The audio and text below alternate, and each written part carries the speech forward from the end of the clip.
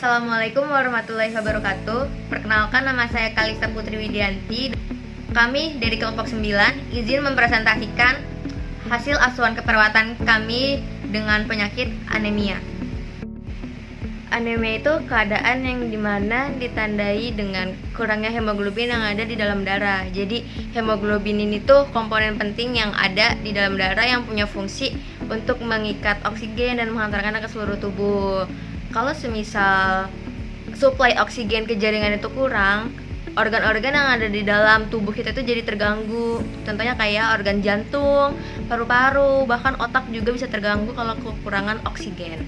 Makanya pasien anemia itu sering merasa pusing, mata berkunang-kunang, lemah, letih, lesu, sesak nafas, sampai nafsu makannya juga menurun. Kemudian di sini ada etiologi. Etiologi itu penyebabnya. Yang pertama ada gangguan produksi eritrosit. Eritrosit atau sel darah merah itu kan diproduksi di sumsum tulang. Kalau semisal sumsum tulangnya ada gangguan atau karena penyakit kronis misalnya ginjal, jadinya sumsum tulang nggak bisa memproduksi darah. Yang diproduksinya darah cuman sedikit dan itu bisa menyebabkan anemia. Terus yang kedua itu asupan zat besi, kurang mengkonsumsi zat besi, vitamin B12, asam folat. Terus yang ketiga itu kehilangan darah atau perdarahan. Jadi tubuh mengeluarkan banyak darah dengan jumlah yang besar. Contohnya perempuan yang lagi menstruasi, tanda gejala atau manifestasi klinisnya, pasien tuh sering ngerasa lemah, letih, lesu, kurang nafsu makan, pucat, terus sesak nafas juga. Kemudian di sini ada patofisiologinya, yaitu produksi eritrosit menurun. Kan tadi sumsum tulang itu memproduksi sel darah merah. Jadi ketika sumsum tulang nggak bisa memproduksi eritrosit secara normal karena ada kekurangan zat besi, vitamin B12, asam folat, atau bahkan ada gangguan di sumsum tulangnya, contohnya kayak penyakit kronis ginjal, itu bisa menyebabkan eritrositnya itu menurun, suplai oksigen ke jaringannya juga jadi berkurang. Terus yang kedua, anemia akibat sel darah merahnya itu hancur atau hemolitik. Jadi eritrositnya ini hancur lebih cepat daripada usia normalnya. Normalnya itu sekitar 120 hari. Itu bisa disebabkan karena adanya penyakit keturunan, misalnya anemia sel sabit dan talasemia, infeksi yang kronis, terus juga karena pengaruh obat-obatan juga. Kemudian di sini ada pathway-nya. Di sini ada 4 faktor yang nyebabin anemia. Yang pertama itu ada perdarahan masif. Itu ketika tubuh mengeluarkan darah dengan jumlah yang besar. Contohnya misal perempuan lagi menstruasi atau pasien dengan penyakit kronis.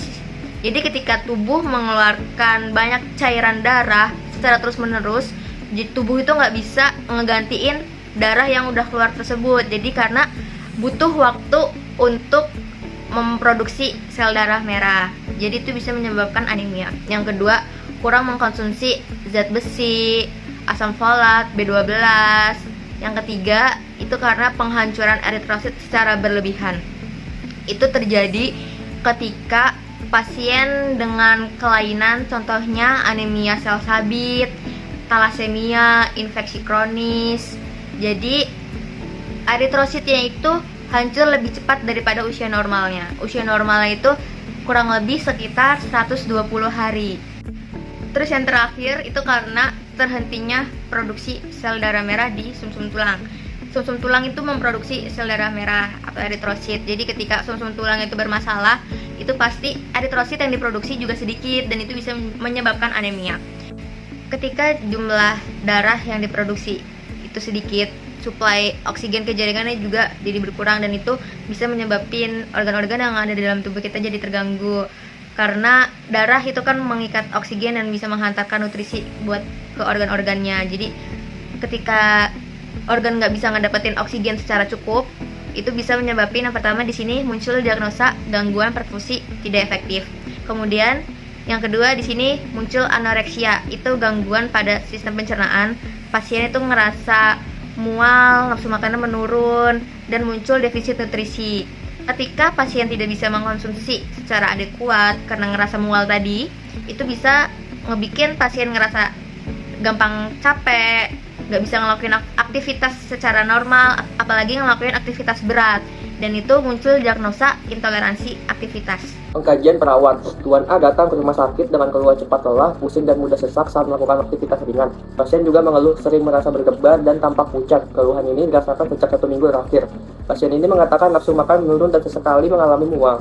Dari hasil pemeriksaan fisik didapatkan pasien tampak lemah, konjungtiva pucat, dan tampak sedikit sesak saat berbicara panjang.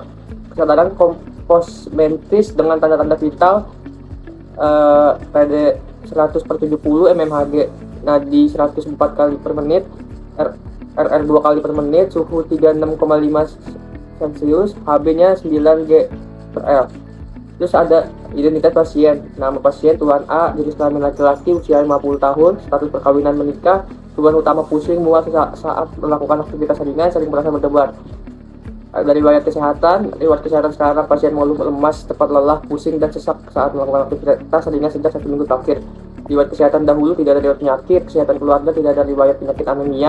Pemeriksaan fisik keusada penuh, TD 170 mmHg, nadi 104 kali per menit, RR 2 kali per menit, suhu 36,5.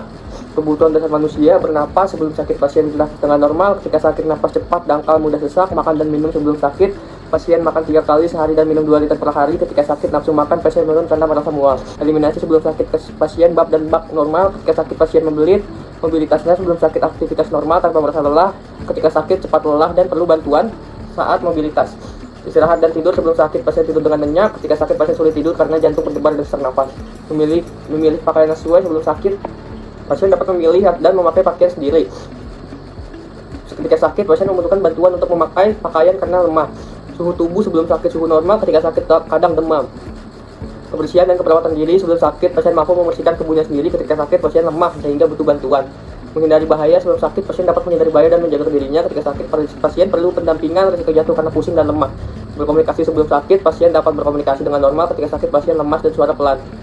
Beribadah sebelum sakit, pasien mampu beribadah secara normal. Ketika sakit pasien beribadah sambil berbaring karena lemah. Bekerja sebelum sakit, pasien mampu melakukan aktivitas bekerja secara normal. Ketika sakit, pasien perlu istirahat karena mudah lelah dan pusing. Bermain sebelum sakit, pasien mampu bermain atau liburan bersama keluarga. Ketika sakit, pasien tidak dapat berlibur karena tidak kuat untuk aktivitas yang lama.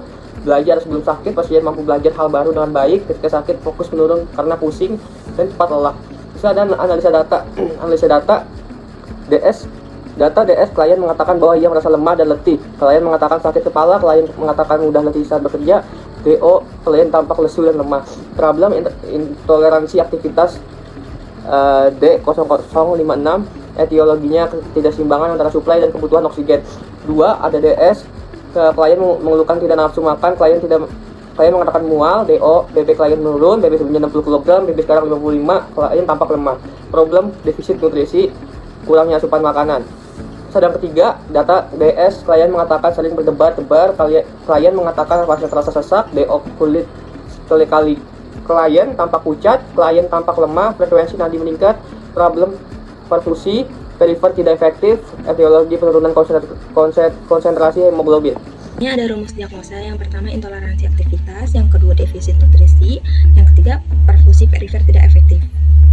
Di intervensi, di diagnosa pertama intoleransi aktivitas. Tujuan dan kriteria hasilnya setelah dilakukan intervensi keperawatan selama 1x24 jam diharapkan toleransi aktivitas meningkat. Kemudahan aktivitas sehari-hari meningkat, bebas dari kelelahan saat lelah beraktivitas, keseimbangan kebutuhan aktivitas dan istirahat.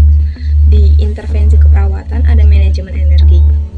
Identifikasi gangguan fungsi tubuh yang mengakibatkan kelelahan, monitor kelelahan fisik dan emosional, monitor pola dan jam tidur, monitor lokasi, dan ketidaknyamanan selama melakukan aktivitas. Di diagnosa kedua, di defisit nutrisi, tujuannya setelah dilakukan intervensi dan keperawatan selama 1x24 jam, status nutrisi meningkat, nafsu makan membaik, pengetahuan tentang pemilihan makanan dan minuman yang sehat. Intervensinya manajemen nutrisi, identifikasi status nutrisi, identifikasi alergi dan intoleransi makanan, identifikasi kebutuhan kalori dan jenis nutrien. Diagnosa ketiga, perfusi perifer tidak efektif. Tujuannya setelah dilakukan intervensi keperawatan selama 1x24 jam, perfusi jaringan membaik, frekuensi nadi normal, frekuensi napas membaik, warna kulit pucat menurun. Di intervensi keperawatan, pemantauan tanda-tanda vital, monitor tekanan darah, monitor nadi pernapasan, dan monitor suhu tubuh. Di sini ada implementasi dan evaluasi keperawatan. Di diagnosa pertama, di tanggal 24 November 2025 di jam 9 sampai jam 12, pastinya identifikasi gangguan fungsi tubuh yang mengakibatkan kelelahan, monitor kelelahan fisik dan emosional, monitor pola dan jam tidur, monitor lokasi dan ketidaknyamanan selama aktivitas. Evaluasinya, S-nya klien mengatakan mampu melakukan aktivitas ringan dan kelelahan sedikit berkurang. O-nya klien mampu duduk dan berjalan selama 5 menit tanpa keluhan berat. A-nya intoleransi aktivitas teratasi sebagian. P-nya intervensi dilanjutkan. Monitor kelelahan, sesak, pusing saat dan setelah aktivitas. Monitor adanya tanda kelelahan atau tidak mampu menuntaskan aktivitas rutin. Di diagnosa kedua di tanggal yang sama 24 November 2025 di jam 2 sampai jam 5. Implementasinya identifikasi status nutrisi, identifikasi alergi dan intoleransi makanan, identifikasi kebutuhan kalori dan jenis nutrien. Evaluasinya, S-nya klien mengatakan adanya peningkatan nafsu makan, O-nya klien tidak mual dan muntah lagi, A-nya defisit nutrisi teratasi, P-nya intervensi dihentikan. Di diagnosa ketiga di tanggal yang sama 24 November 2025 di jam 7 sampai jam 10. Implementasinya monitor tekanan darah, monitor nadi atau frekuensi kekuatan irama, monitor pernapasan, monitor suhu tubuh, monitor tekanan nadi. Evaluasinya, S-nya klien mengatakan berdebar sudah berkurang dan tidak lagi merasakan sesak nafas. O-nya tekanan darahnya normal 120/80 mm high raksa, nadinya 88 kali per menit, respirasinya 18 kali per menit, CRT-nya kurang dari 2 detik, warna kulit normal. A-nya perfusi perifer tidak efektif teratasi, P-nya intervensi dihentikan. Dan terakhir ada kesimpulan, anemia adalah kondisi rendahnya hemoglobin yang menyebabkan kekurangannya suplai oksigen ke jaringan tubuh sehingga keluhan seperti mudah lelah, penurunan aktivitas. Penyebabnya beragam seperti kekurangan zat besi, perdarahan, dan penyakit kronis. Penanganan yang tepat, deteksi dini, serta perawat dalam memantau dan edukasi sangat penting untuk mencegah komplikasi dan meningkatkan kualitas hidup pasien. Terima kasih.